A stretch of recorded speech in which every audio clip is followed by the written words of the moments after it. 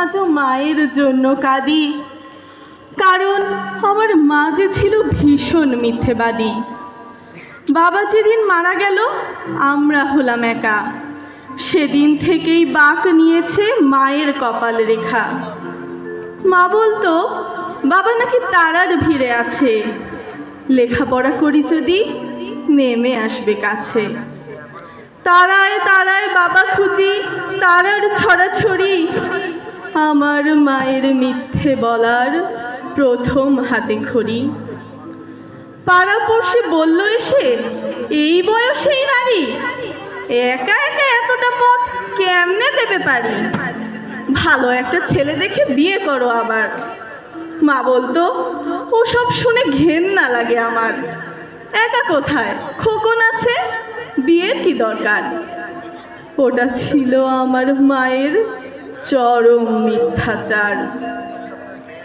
রাত্রি জাগে সেলাই মেশিন, চোখের কোণে কালি, নতুন জামায় ঘর ভরে যায়, মায়ের জামায় তালি।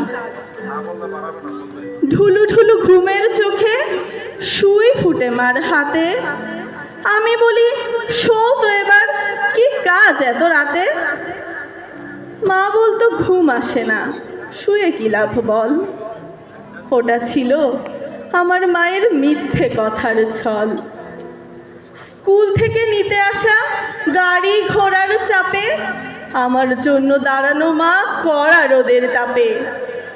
ঘামে মায়ের চোখ ফেটে যায়, দু চোখ ভরা ঝিম, ভ্যানিটি ব্যাগ খুলে আমায় দিত আইসক্রিম।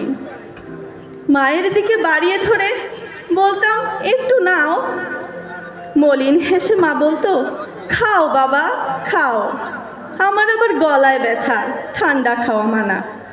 ওটা ছিল আমার মায়ের নিঠুর মিথ্যাপনা। বড় হয়ে চাকরি নিয়ে বড় শহর আসি, টুকটুকে বউ ঘরে আমার, বউকে ভালোবাসি।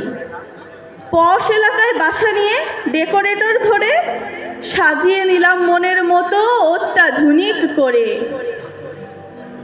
মা তখনও মফস্বলে কুশিয়ারার ঢালে, লোডশেডিংয়ের অন্ধকারে সন্ধ্যাবাতি জ্বালে।